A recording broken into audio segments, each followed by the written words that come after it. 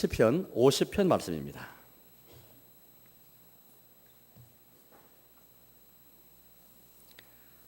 구약 성경 시편 50편, 구약 성경 837쪽쯤이 되겠습니다.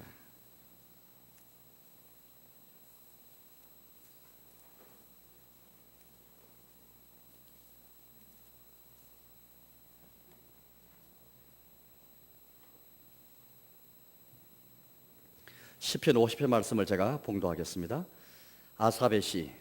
전능하신 이 여호와 하나님께서 말씀하사 해 돋는 데서부터 지는 데까지 세상을 부르셨도다. 온전히 아름다운 시온에서 하나님의 빛을 비추셨도다. 우리 하나님이 오사 잠잠하지 아니하시니 그 앞에는 삼키는 물이 있고 그 사방에는 광풍이 불리로다. 하나님이 자기의 백성을 판결하시려고 위 하늘과 아래 땅에 선포하여 이르시되 나의 성도들을 내 앞에 모으라. 그들은 제사로 나와 언약한 이들이니라 하시도다. 하늘이 그의 공의를 선포하리니 하나님 그는 심판장이시미로다. 내 백성아 들을지어다. 내가 말하리라. 이스라엘아 내가 내게 정언하리라. 나는 하나님 곧 내 하나님이로다. 나는 내 재물 때문에 너를 책망하지는 아니하리니 내 번제가 항상 내 앞에 있음이로다. 내가 내 집에서 수소나 내 우리에서 순념소를 가져가지 아니하리니 이는 삼림의 짐승들과 무산의 가축이 다 내 것이며 산의 모든 새들도 내가 하는 것이며 들의 짐승도 내 것이미로다. 내가 가령 줄어도 내게 이르지 아니할 것은 세계와 거기에 충만한 것이 내 것이미로다. 내가 수소의 고기를 먹으며 염소의 피를 마시겠느냐? 감사로 하나님께 제사를 드리며 지존하신 이에게 내 서원을 갚으며 환난 날에 나를 부르라. 내가 너를 건지리니 너가 나를 영화롭게 하리로다. 악인에게는 하나님 이르시되 너가 어찌하여 내 율례를 전하며 내 언약을 내 입에 두느냐? 너가 교훈을 미워하고 내 말을 너 뒤로 던지며 도둑을 본즉 그와 연합하고 가늠한 자들과 동료가 되며 너 입을 악에게 내어주고 내 혀로 거짓을 꾸미며 앉아서 내 형제를 공박하며 내 어머니 아들을 비방하는도다. 너가 이 일을 행하여도 내가 잠잠하였더니 너가 나를 너와 같은 줄로 생각하였도다. 그러나 내가 너를 책망하여 너 죄를 너 눈앞에 낱낱이 드러내리라 하시는도다. 하나님을 잊어버린 너희여 이제 이를 생각하라. 그렇지 아니하면 내가 너희를 찢으리니 건질 자 없으리라. 감사로 제사를 드린 자가 나를 영화롭게 하나니 그의 행위를 옳게 하는 자에게 내가 하나님의 구원을 보이리라. 아멘. 사랑하는 교회 여러분, 우리 신자들에게는 하나님 주신 언약이 있습니다. 우리의 창조주시요 온 땅을 온 하늘을 지으시고 사람을 창조하신 하나님께서 또 우리를 구원하신 우리의 구주 하나님께서 주신 언약이 있습니다. 사람이 주는 언약이 아닙니다. 하나님께서 우리의 창조주, 우리의 구원자 하나님이 주신 언약이 있습니다. 우리에게는 비밀한 언약이 있고 놀랍고 신기한 언약, 세상의 어떤 언약과 비교할 수 없는 언약이 우리 속에 있습니다. 오늘 현우가 유아세를 받았는데요, 아버지와 아들과 성령의 이름으로 세례 받았습니다. 즉 성부 하나님과 성자 하나님과 성령 하나님의 이름으로 세례 받았는데요, 이 세례는 하나님의 언약이 담겨 있습니다. 현우에게도 하나님의 언약이 주어졌습니다. 성부 하나님 주신 언약이 있죠. 성령 하나님 예수님 주신 언약이 있습니다. 성령 하나님 주신 언약이 현우에게 주어졌습니다. 예수를 고백하는 우리에게도 언약이 있을 뿐 아니라 그런 우리의 자녀들에게도 동일한 언약을 주셨습니다. 성부 하나님은 현우의 아버지 되실 것을 언약하셨죠. 또 우리 성자 하나님 예수님께서는 자기 피로서 현우의 모든 죄를 씻기는 그 사죄의 은총을 언약하였습니다. 이제 성령 하나님께서는 우리와 평생 동의하실 뿐 아니라 현우와도 평생 함께 하실 것을 언약하였습니다. 현우에게도 하나님 언약이 주어졌죠. 여기는 우리 모두에게 예수 그리스도 이름을 부르는 우리 모두에게는 하나님이 주시는 언약이 있습니다.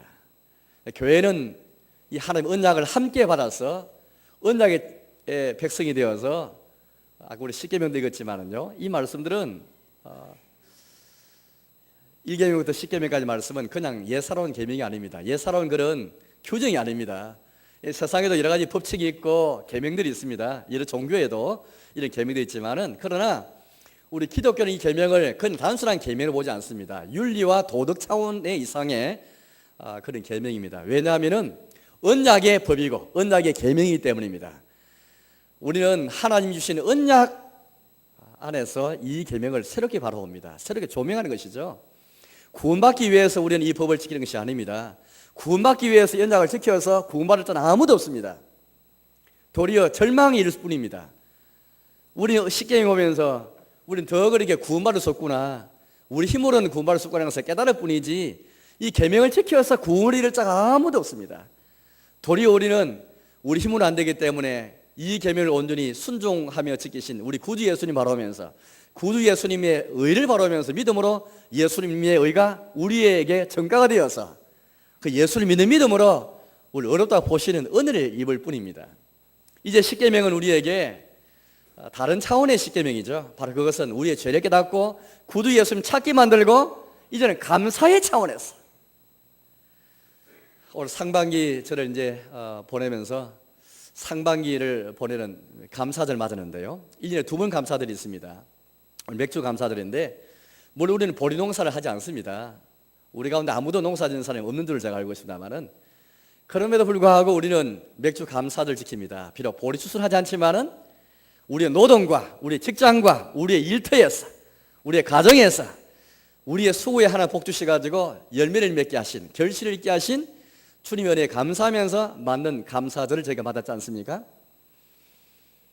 근데 여러분 오늘 이 날에 우리가 주께 드릴 수 있는 가장 큰 감사, 그게 오늘 여러분들 오늘 여기 이 십계명을 통해서 우리 나타내는 것입니다. 십계명은 구원받기 위해서 우리가 암송하고 낭송하는 것이 아니라 이제는 구원받은 예수님의 은총으로 죄 사함 받고 하나님이 우리 아버지 되시고 구주 예수님의 참 어른 힘입어서 우리가 의인을 이끌음 받고 성령님이 함께 하신 은혜를 받은 우리가 이제는 감사의 삶을 살기 위해서 주시는 것이 바로 십계명입니다. 이 감사들의 십계명을 낭송하면서 주여 우리의 감사가 여기 있습니다. 주의 구원에 감사합니다. 하나님이 우리 아버지 되신 것, 예수님이 나의 죄를 씻으시고 구주가 되신 것, 성령님께서 평생토록 우리와 함께 하신 걸 감사하면서 십계명을 우리 낭독했습니다. 십계명의 한 계명 한 계명은 이제 감사의 차원에서 주께 드린 감사의 고백이고 감사 열매입니다. 우리가 받은 은혜에 대해서 무엇으로 감사주겠습니까? 십계명을 통해서 십계명을 순종하고 십계명을 지키는 가운데 주께 드릴 수 있는 가장 큰 감사 주께 올리게 드리게 되는 것이죠. 십계명은 바로 하나님께서 주신 언약의 관점에서 십계명을 바라보기 때문에 이 십계명이 구원의 조건이 아니고 감사의 계명이 되는 것입니다. 우리 모든 교우들에게는 예수 이름을 일컫는 우리 모두에게는 하나님이 주신 언약이 있습니다. 사람의 언약이 아닙니다. 신랑과 신부는 서로 언약해서 서로를 향해서 언약이 있지 않습니까? 신랑에게는 신부의 언약이 있습니다. 신부에게는 신랑의 언약이 있습니다. 서로 충성하고 서로 사랑하고 서로 신을 다해서 함께하는 것을 한 서약이 그 언약이 있습니다. 부부관계뿐 아니라 인간 모든 삶 속에서 언약이 있습니다. 그와 똑같이 하나님과 우리 사이에 언약이 있습니다. 우리 필요해서 언약하기 전에 먼저 하나님께서 먼저 우리를 부르셔서 언약의 상대로 삼으시고 자신의 은총을 우리를 언약의 대상 삼으셔서 주 예수의 피를 말미암아 자기 아들의 피를 흘리기까지 우리의 아버지 되시고 구주 되시고 함께 하시는 그런 분이 되실 것을 언약하였습니다. 오늘 5절 말씀 보니까 우리 성도를 가리켜서 신자를 가리켜서 교회를 가리켜서 이렇게 표현해 주고 있습니다. 5절 말씀을 제가 읽어보겠습니다. 이르시되 나의 성도들을 내 앞에 모으라. 그들은 제사로 나와 언약한 이들이니라 하시도다. 나의 성도들을 모으라 말씀하십니다. 이 성도란 표현은 우리 너무 잘 알고 있습니다. 흔히 우리가 집사님, 또 장로님, 권사님, 목사님, 또 성도님 부르는데 목사도 성도고 권사도 성도고 집사도 성도고 장로도 성도입니다. 성도만큼 더 귀한 것은 없습니다. 성도의 신분을 잘 모르고 목사직을 좋아하고 장로직을 좋아하는 사람은 그 신앙생활이 좀 엇갈린 사람입니다. 성도만큼 귀한 호칭이 없습니다. 성도만큼 귀한 이름이 없고 이만큼 귀한 직분이 없습니다. 성도학 직분인데 이 일반 직분을 모르고 특별한 직분, 여러 성도들 가운데서 교회 일을 하기 위해서 부른 게 그 목사의 직무 때문에, 그 직무 때문에 목사를 부르고 교회가 존재하는 한 항상 있어야 할 그 직무 때문에 일부를 목사라 부르고 일부를 장로로 부르고 일부를 집사라 부르고 일부를 권사로 부를 뿐이지 우리 모든 신자는 다 성도입니다. 나의 성도들을 모아라 그런 말씀하십니다. 그래서 성도들은 한편 오늘 말씀 보니까 제사로 나와 언약한 이들이다 라고 말씀하십니다. 여기 언약이 나옵니다. 제사라는 말을 빼놓고 먼저 하나님께서 우리에게 말씀하시면 나와 언약한 이들이다 말씀하십니다. 이런 확신이 계셔요? 우리는 주님 앞에서 성도라 불림 받을 만한 자격이 없지만 예수님 피 때문에 거룩한 무리 안에 속하게 되었습니다. 거룩이 시섬이 정결함이 성결이 예수님 안에 있습니다. 우리의 의로 취득한 획득한 그 성결이 아니고 그 거룩이 아닙니다. 이 성도를 했을 때 거룩할 성자인데요, 이 거룩은 우리가 얻은 게 아닙니다. 예수님 안에서 은총으로 입은 것이죠. 또 이 말은 세상에서 우리를 불러 모았기 때문에 구별되었다는 뜻에서 성도지, 잘나가지고 우리가 그렇게 성도하는 게 아닙니다. 성도를 해가지고 교만하게 나는 거룩하다, 우리 어렵다 그렇게 뽐내며 살아갈 게 아닙니다. 우리 더 겸손하게 우리 같은 죄인이 세상 사람과 아무 다를 바 없는데 우리 같은 죄인이 주님이 뽑아내고 건지시어서 구별한 무리 가운데 속하겠다, 이게 성도입니다.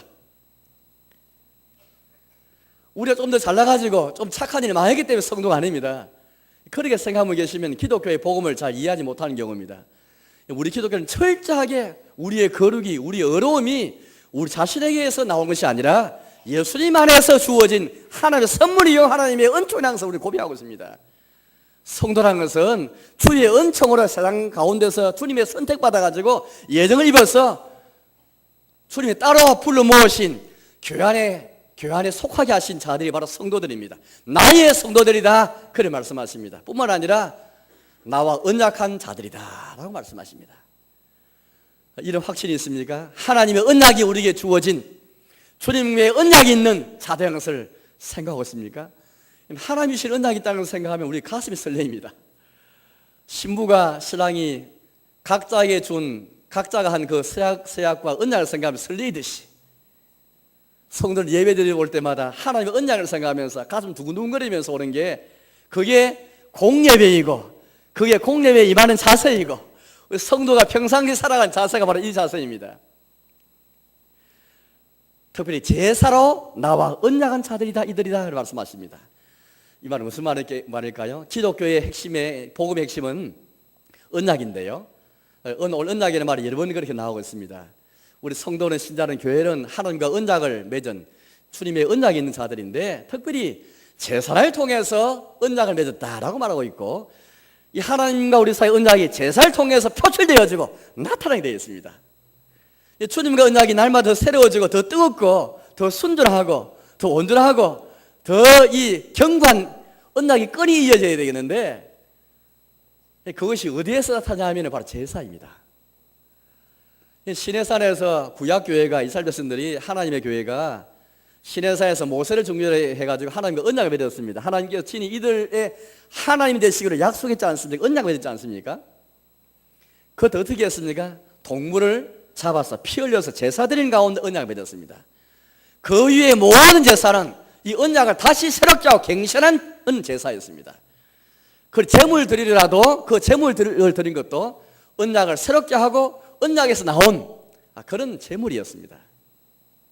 이제 오늘 이 시대에는 이 제사는 바로 예배인데요, 하나님과 우리 사이에 있는 언약, 이 언약을 더 새롭게 하고 언약을 다짐하기 위해서 있는 게 바로 공예배입니다.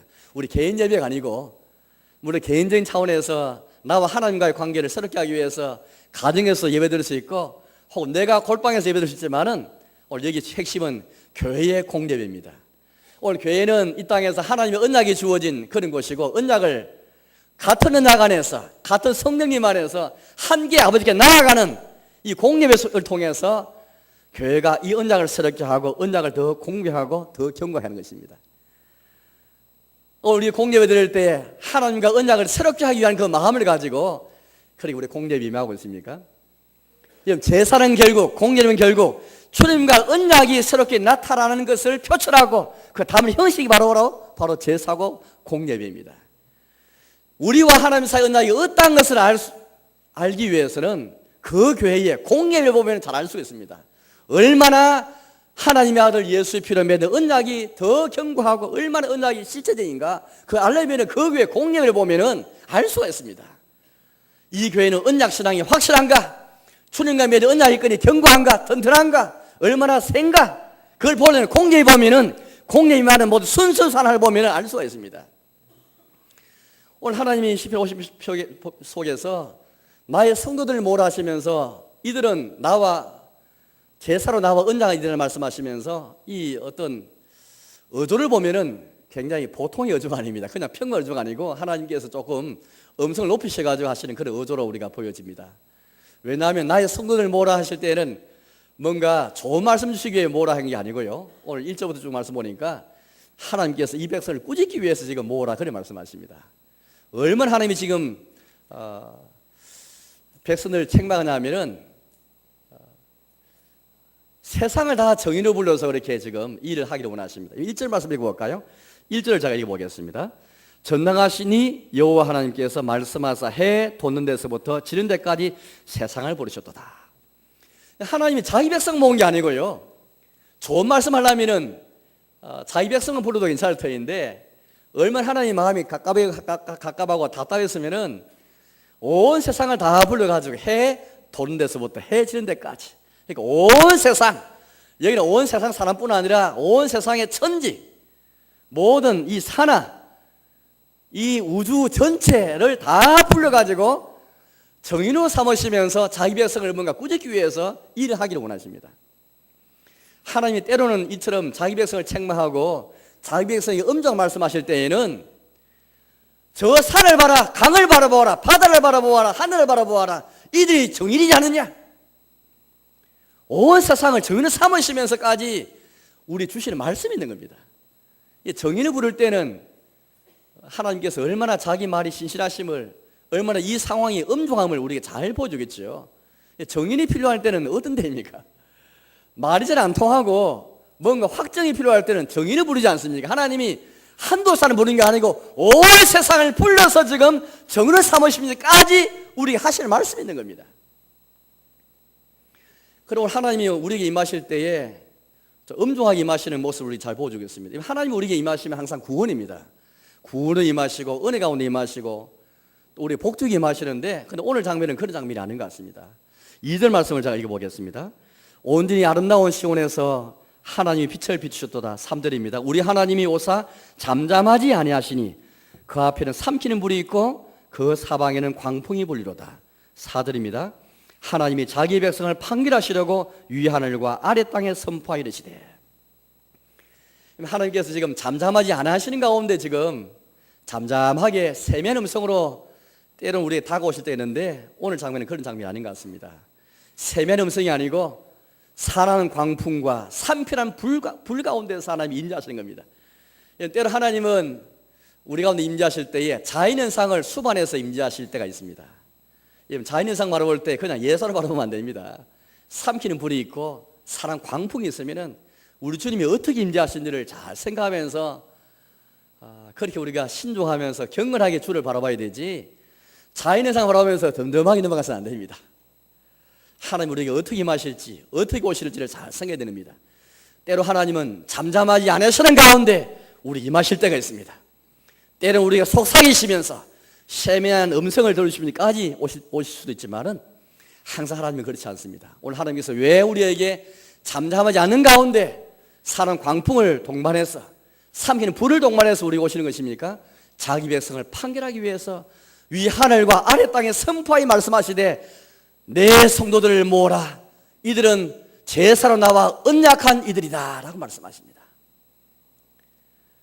그 다음 7절 말씀을 제가 6절 말씀 제가 읽어보겠습니다. 6절입니다. 하늘이 그의 공의를 선포하리니 하나님 그는 심판장이시미로다. 이제 하나님은 자신이 오늘 심판장으로서 오실 것을 이제 사실 드러내고 계십니다.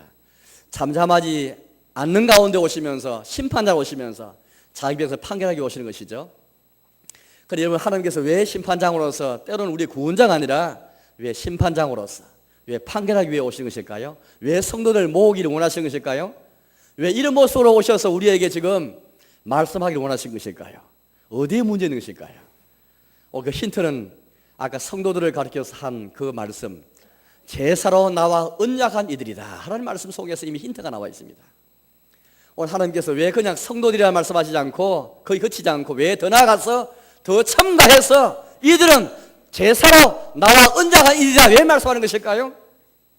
오늘 성도들이 제사 드리면서 예배 드리면서 주님의 언약이 있는 자들로서 제사를 통해서 언약한 자들인데 이걸 잃어버리고 있기 때문입니다.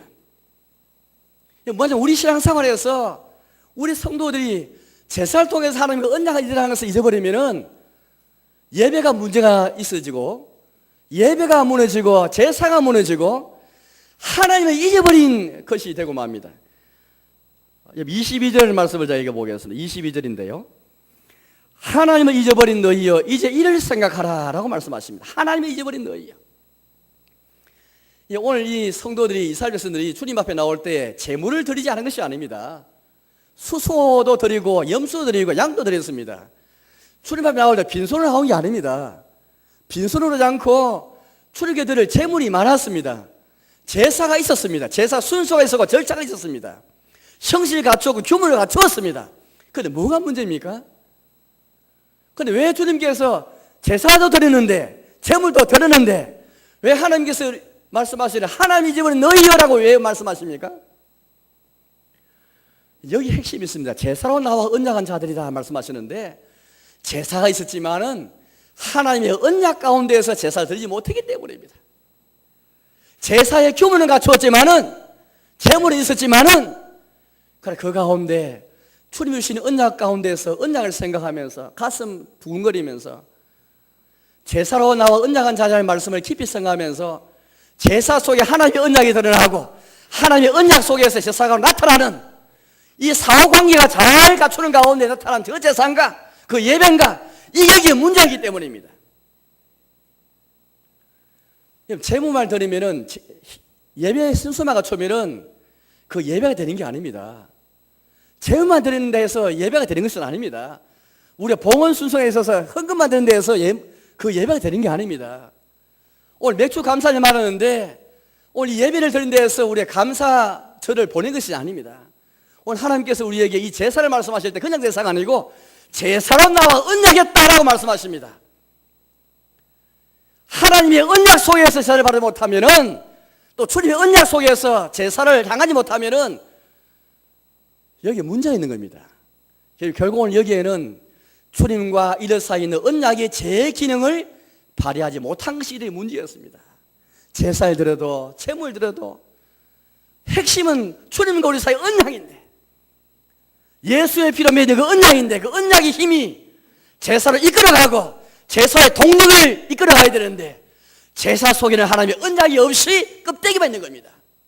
제물은 드리고 제사 드렸지만은 제사라고 언약한 하나님의 마음을 잊지 못해서 너희가 날 잊어버렸다 하나님 잊어버린 너희여 그렇게 말씀하십니다. 이렇게 항의할지 모르겠어요. 하나님 내가 예배 드리는데 왜 하나님 잊어버렸다 하십니까? 헌금도 많이 드리는데 왜 내가 하나님 잊어버렸다 말씀하십니까? 항의할지 모르겠습니다. 왜 하나님께서 날 잊어버렸다 왜 말씀하시는지 잘 생각해 봐야 되겠습니다. 우리가 수없는 예배를 많이 들어도 수없는 헌금을 많이 들어도 우리 가운데 하나님께서 말씀하시는 나 제사를 통해서 언약한 이들을 말씀하시면서 주님의 그 의도 주님의 언약이 있는 자들에게는 합당한 참 제사가 있습니다. 그 참 제사를 모르기 때문에 오늘 문제 생기게 된 것입니다. 하나님 잊어버린 가운데 제사 드린 것이 된 것이죠. 오늘 기독교는 독특한 종교입니다. 세상 어느 종교와 비교할 수 없는 유리없는 종교입니다. 왜? 그냥 제사만 있는 게 아니고 주님과 우리 사이에 언약이 있습니다. 자기 아들 예수의 피로 흘리기까지 맺은 그 언약이 있습니다. 그런데 이스라엘 백성의 구약교회가 이 언약을 잊어버린 가운데 언약 하나 잊어버린 가운데 형식만 갖추고 제물 들기 때문이죠. 그렇다면 하나님과 언약을 맺은 성도와 교회의 참 제사는 무엇일까요? 그 참 제사 안에 무엇이 들어가야 과연 언약 신앙에서 나온 참 제사라고 말할 수 있을까요? 제물이 문제가 아닙니다. 왜냐하면 하나님이 오늘 이렇게 말씀하시는데요. 9절 말씀을 제가 읽어보겠습니다. 9절입니다. 내가 내 집에서 수소나 내 우리에서 순염소를 가져가지 아니하리니 10절입니다. 이는 삼림의 짐승들과 무산의 가축이 다 내 것이며 산의 모든 새들도 내가 하는 것이며 들의 짐승도 내 것이미로다. 내가 가령 추려도 내게 이르지 않을 것은 세계와 거기에 충만한 것이 내 것이미로다. 내가 수소의 고기를 먹이며 염소의 피를 마시겠느냐? 하나님께서 우리에게 구약 제사에서 여러 짐승을 잡아서 드렸지만은 진짜 우리 하나님께서 다른 종교에 볼 수 있는 것처럼, 다른 종교는 보면은 동물을 잡아서 피 흘리고 나서 그 피를 자기들이 마십니다. 생피를 마셔요. 그래야만 신에게 참여하고 신의 제사에 참여한다고 생각합니다. 우리는 그렇게 하지 않습니다. 왜냐하면 하나님이 피를 마시는 게 아니기 때문입니다. 하나님이 고기를 먹는 게 아닙니다. 고기를 다 태워버리든지 기름을 다 태워버리지 아니면은 제사장이 주든지, 그렇게 레위기 제사법에서 우리에게 규정하고 있습니다. 이웃과 나눠 먹든지 그런 제도를 말씀하였지, 하나님이 진짜 마시는 것처럼, 하나님이 정말 먹으시는 것처럼 그런 게 아닙니다. 하나님께서 우리에게 분명히 말씀하십니다. 모든 새가 다 내 것인데, 모든 삼림이, 모든 가축이 내 것인데, 내가 너희의 집에 있는, 너희 우리에 있는 수소, 순염소를 내가 가져가지 아니하겠다라고 말씀하시고, 거기에 문제 있는 게 아닙니다. 어디에 문제 있는 것일까요? 하나님의 언약이 있는 성도와 교회의 참제사는 재물만의 문제가 아닙니다.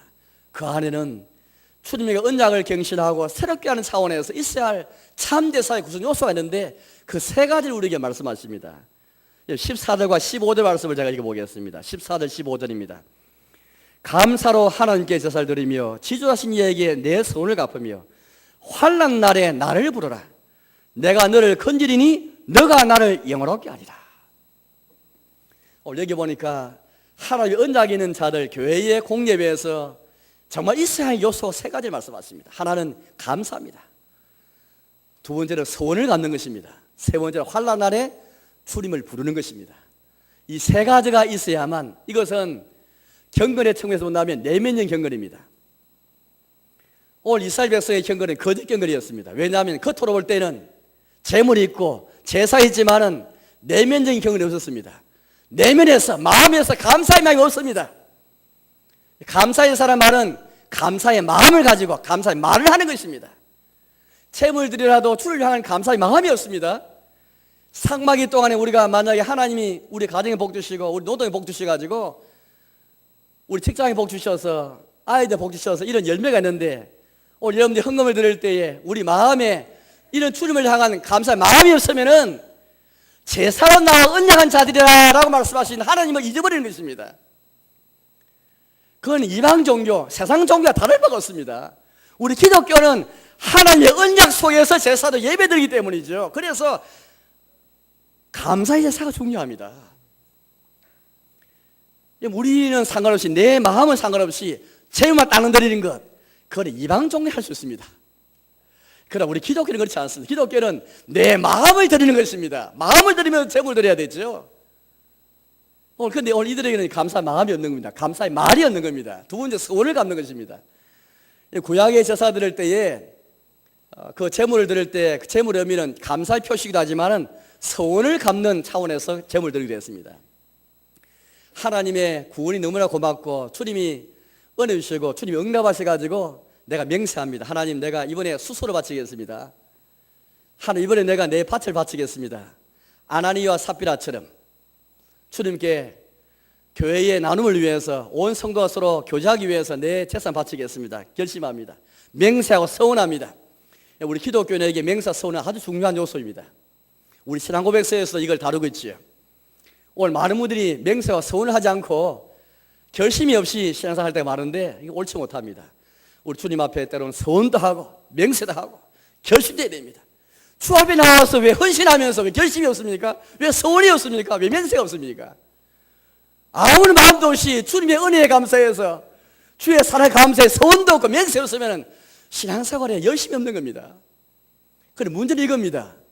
오늘 주님 앞에 예물 드리면서 본래 서원과 달리 수소를 바치겠다 계시면는데 서원했는데 마음이 바뀌어졌습니다. 수소 대신에 염소를 바치고 있는 것입니다. 주님 앞에 나와서 재물이 없는 게 아닙니다. 염소 드렸습니다. 그러나 본래 마음이 바뀐 채, 본래 마음이 변화된 채 재물을 드리기 때문에 하나님 책망하십니다. 너희의 제사, 너희 예배가 정말 소원대로 갚는, 소원을 갚는 예배냐? 소원을 갚는 차원에서 봉헌이냐? 소원을 갚는 차원에서 찬송이냐? 그런 기도 드리느냐? 하나님께서 그걸 말씀하는 것입니다. 이건 세 번째, 환난날에 주의 이름 부르는 것입니다. 환난날에 주님의 이름 부른다는 것은 주를 신뢰치 않으면 주의 이름 부를 수 없죠. 하나님이 나를 건드시는 이시고 나를 구하시는 분이신데 주를 신뢰하지 않고는, 하나님의 힘을 의지하지 않고는 부를 수 없는 것인데, 그런 마음으로 예배드리고 그런 마음 제사드리고 있는 거라는 것입니다.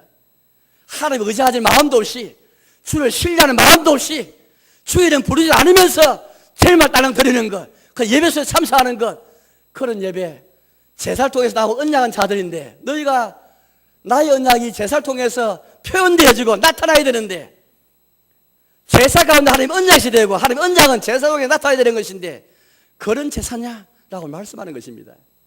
재물의 문제가 있는 게 아닙니다. 제사의 문제가 있는 게 아니고 우리의 내면적인 그런 내면에서 감사의 마음과 말이었고 소원을 갚는 그런 제사가 아니고, 환난날에 주를 이름 부르듯이 주를 찾고 주를 구하는 심령으로 제사는 마음이 없었기 때문이지요.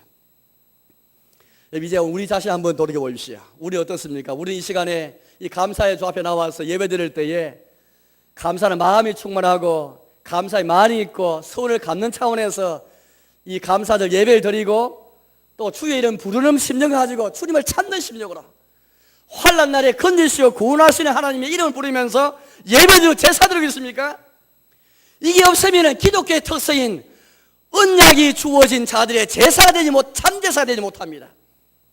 이들의 제사는 거짓 경건이 거짓 제사였습니다. 오늘 하나님께서 이걸 지적하고 계시는 것입니다.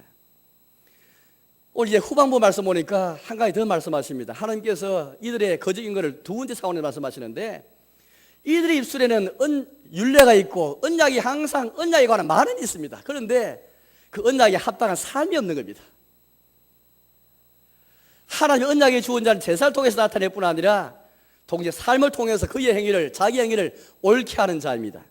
23절 말씀을 제가 읽어보겠습니다. 23절입니다. 감사로 제사를 드린 자가 나를 영화롭게 하나니 그의 행위를 옳게 하는 자에게 내가 하나님의 구원을 보이리라.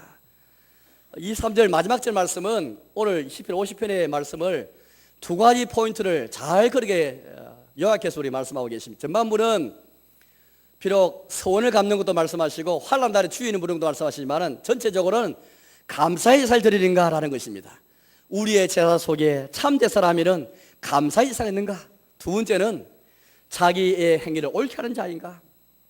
하나님의 언약이 있는 자에게는 제사 이후에 제사에 합당한 그런 삶으로서 자기 행위를 옳게 하는 자인가? 그런 자가 나를 영원롭게 한다. 또 그런 자에게 내가 나의 구원을 보이겠다라고 말씀하십니다. 우리 이분은 얼마나 하나님을 영원롭게 한다고, 얼마나 하나님의 영광을 위한다고 말을 합니까? 어떤 사람이 하나님의 영광을 위할 수 있는 사람입니까? 감사의 제사를 드리는 사람입니다. 자기 행위를 옳게 하는 사람입니다. 그런 자에게 하나님이 구원을 허락하십니다. 인생은 죄에서 구원받고 주의 진리에서 구원받을 뿐 아니라 우리 모든 삶의 길물구멍에는 우리의 건진받아야 할 일이 얼마나 많은지 모르겠습니다. 여전히 죄의 세력이, 악의 세력이, 불행이 때로는 예기치 않은 일들이 얼마나 우리 앞에 가로놓은지 모르겠습니다. 그런 가운데서 우리 건진받고 구원받는 것도 구원인데, 천국 가는 것만 구원이 아니라 남은 우리의 삶 속에서 이런 악의 세력에서, 죄의 세력에서, 사탄과 흑암의 세력에서 건진받는 자체가 구원이라면 어떤 자에 하나님이 구원을 허락하십니까? 바로 이런 자입니다. 감사의 제사를 드리는 사람, 자기에게 옳게 하는 사람, 그런 사람 하나님이 구원을 허락하시고 그런 자의 구도를 나타내 계시지, 우리의 삶 속에 만약에 죄 사함받는 구원만 생각하고 천국 가는 구원만 생각하고 나머지 인생은 구원과 상관없이 살아간다면 얼마나 불행합니까? 하나님 믿지 않는 사람입니다. 천국 가는 구원만 구원이 아니고 나를 위해 살면 주의 손에 의해서 이 불행으로부터, 죄의 세력에서부터 사탄의 세력을 건져받는 것이 구원인 게 이 건점인데, 이 구원의 능력을 경험하고 있습니까? 인생은 구원받아야 할 존재들입니다. 구원받지 않고는 살 수 없는 자들입니다. 얼마나 날마다 우리에게 위험이 있고 얼마나 수많은 고난이 있고 시련이 있고 불행이 있고 예기치 않은 사고가 우리 기다리고 있는데, 거기서 건진받을 존재들인데 어떤 사람이 하나님이 이런 약속하십니까? 감사의 제사를 드리는 사람, 자기 행위를 옳게 하는 사람입니다. 여러분 16절 말씀을 제가 읽어보겠습니다. 16절입니다. 악인에게는 하나님이 이르시되 너가 어찌하여 내 율례를 전하며 내 언약을 내 입에 두느냐. 너가 교훈을 미워하고 내 말을 내 뒤로 던지며 도둑을 본저 그와 연합하고 가늠하는 자들과 동료가 되며 내 입을 악에게 내어주고 내 혀로 거리수를 꾸미며 앉아서 내 형제를 공박하며 내 어머니의 아들을 비방하는도다. 그 이스라엘 백성의 문제는 처음의 문제는 내면적 경건이 없었고 두 번째는 외면적 경건이 없었습니다. 경건은 내면과 외면이 함께 병행되어야 되는 것입니다. 그들 입에는 항상 하나님 말씀이 있습니다. 율례의 말씀이 있고 또 언약의 말씀이 있습니다. 그러나 그들 행위는 옳은 행위가 아니었습니다. 악인이 되고 말았죠. 어떤 악을 말합니까? 입에는 항상 하나님 성경 이야기 들려 있습니다. 그런데 그들 입은 악에게 내어주고 형제를 공박하고 어머니 아들을 비방하고 그들 혀는 거짓이나 난무하고 또 하나님 말씀 교훈을 뒤로 던져버리고 미워하고 실제적으로는 하나님 말씀을 가까이 하는 것 같지만 실천하지 않기 때문에 교훈을 미워하고 뒤로 던져버리는 결과를 가지고 말았습니다. 오늘 하나님께서 이런 자에게 뭐라 말씀하십니까? 21절 말씀을 제가 읽어보겠습니다. 21절입니다. 너가 이 일을 행하여도 내가 잠잠하였더니 너가 나를 너와 같은 일로 생각하였도다. 그러나 내가 너를 책망하여 너 죄를 내 눈앞에 낱낱이 드러내리라 하신도다. 하나님을 잊어버린 너희여 이제 이를 생각하라. 그렇지 아니하면 내가 너희를 찢으리니 건질 자 없으리라. 언약이 주어진 우리 성도들에게는 제사를 통해서 우리의 경건을 나타내지만은 내면과 외면이 함께 가야 되는 것입니다. 참 제사를 하나님이 어떤 제사를 요구하고 계시고 교회가 어떤 교회가 되기 원하시는지 오늘 말씀 통해서 분명히 우리 말씀하고 계십니다. 사랑하는 교회 여러분, 오늘 우리의 제사, 우리 예배는 어떤 예배를 드리고 있습니까? 우리 교회에는 어떤 편에 처해 있습니까? 우리한테 공예배는 지금 어떤 수준에서 우리가 공예배 드리고 있습니까? 우리 비록 연약하고 우리가 약한 건 많지만 그러나 교회의 공예만큼 교회에 주어진 공예만큼 흔들려서는 안 되는 것입니다. 우리의 봉사도 약하고 열정도 식고 선교와 전도 열정이 약한 날지라도 이보다 더 중요한 것은 바로 공예배인 것입니다. 죽게 되는 제사로 하나님과 언약한 자들이기 때문에 제사의 문제에 있으면 주를 잊어버린 자인 것입니다.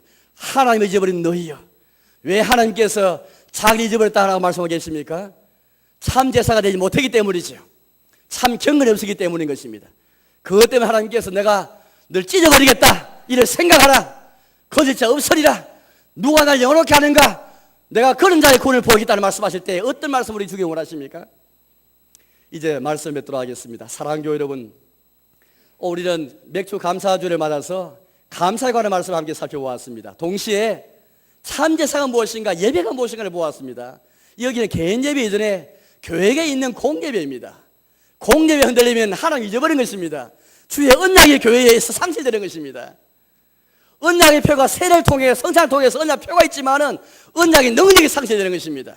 언약의 힘이, 언약의 능력이 우리 예배에 살아있습니까? 우리의 삶 속에 살아있습니까? 행위를 옳게 보이는 가운데 언약의 힘이 그 동력을 발휘할 수 있도록 얼마나 균형을 발휘할 수 있도록 이를 쓰고 있습니까?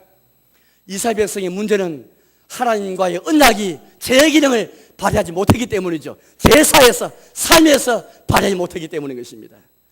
아무쪼록 주님과 우리 사이의 언약, 예수의 피로 맺은 언약이 우리의 예배를 통해서 우리의 삶을 통해 나타나는 가운데 진실로 하나님이 원하게 하는 교회, 주의 구원을 보고 주의 구원을 경험하는 저와 여러분, 우리 교회, 오늘 여기 참사 우리 성도님들 우리 모두 다 되시기를 주의 이름으로 축원합니다. 함께